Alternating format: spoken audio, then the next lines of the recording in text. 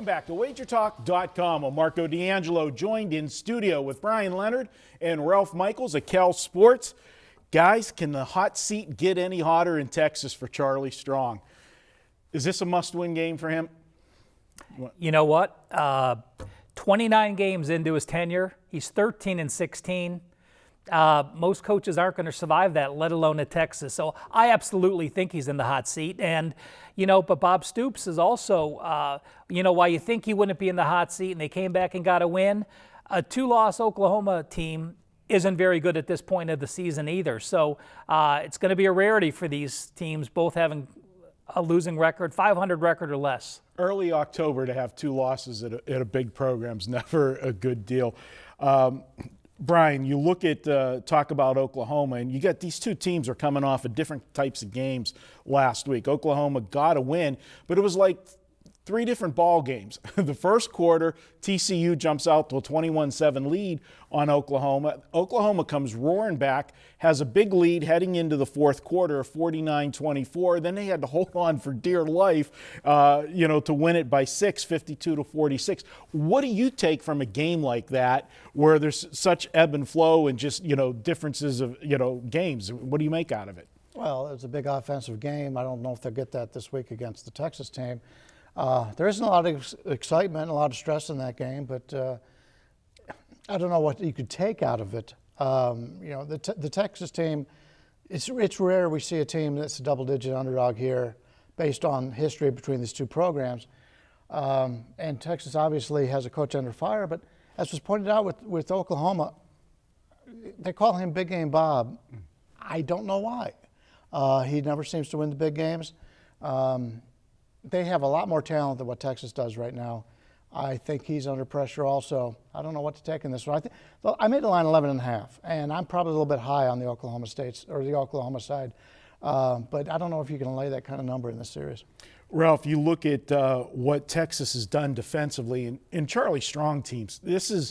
You don't generally see a team this bad defensively, and that's been the Achilles heel, obviously, which is basically the Achilles heel for every Big 12 team this year is the defense.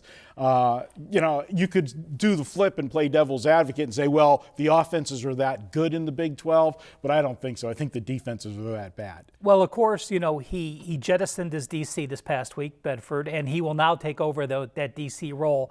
And while it's happened to help some teams in the past, up at Vanderbilt, they did the same thing. He got rid of his DC and he took over and he did a great job, and he's done a great job this past year. So we'll see what occurs of that. But in this situation, I look at what the teams have done, and you have Oklahoma, who each team has played 3 Power 5 teams. Oklahoma, I count Houston as a Power 5 team. Oklahoma played Houston, Ohio State, and TCU. Combined, they were a 15-point favorite. And in those 3 games, they got outgained by 37 yards. So on the negative side of yards, despite being an average of a 5-point favorite in those games. Texas, meanwhile, has played Notre Dame, Cal, and Oklahoma State. In those games, they were minus 2 points collectively as a favorite, and they're plus 147 yards. On paper, Texas is the better team. Texas also has pulled the upset 2 of the last 3 years. They were a 12.5-point dog in 2013, a 16.5-point dog last year, and in the last 10 games in this Red River rivalry, it's split down the middle 5-5, yet Oklahoma was ranked each of those 10 years. Again, I agree with you, Brian. A dog situation, both teams desperate. I think this is one of those games where we talk about throwing out the record always later in the year, but this is one of those middle of the game years where you have to throw out the record as well, because it's always in Dallas. It's always a split crowd.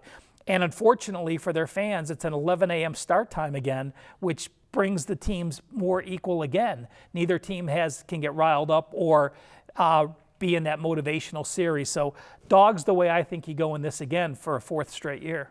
Right. The only thing I would add would be when you're not getting the job done as a head coach, taking on more responsibility doesn't seem to be a positive in my mind.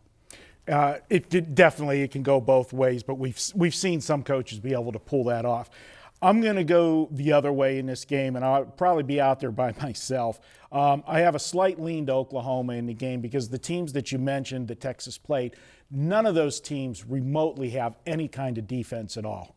We've seen what Notre Dame's been giving up week after week. We've seen what Cal has given up week after week. And Oklahoma State, my Pitt Panthers went up and down the field on them. So, and Pitt doesn't pass the football.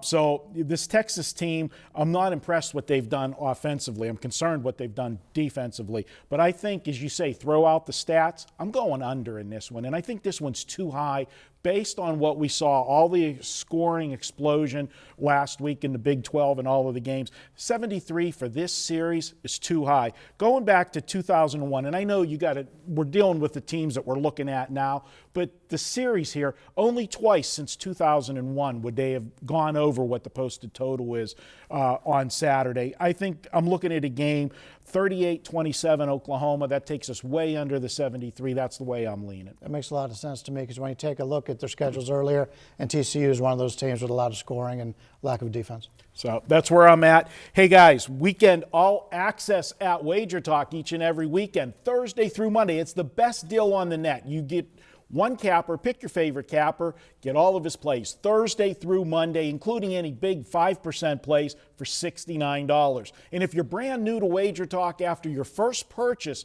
of $12 or more, email support with your username and we will give you $50 sign-up bonus. We'll put it in your account within 24 hours that you can spend any way you want. That's our way of saying thank you for joining the WagerTalk team. We'll be back with more videos here at WagerTalk.com.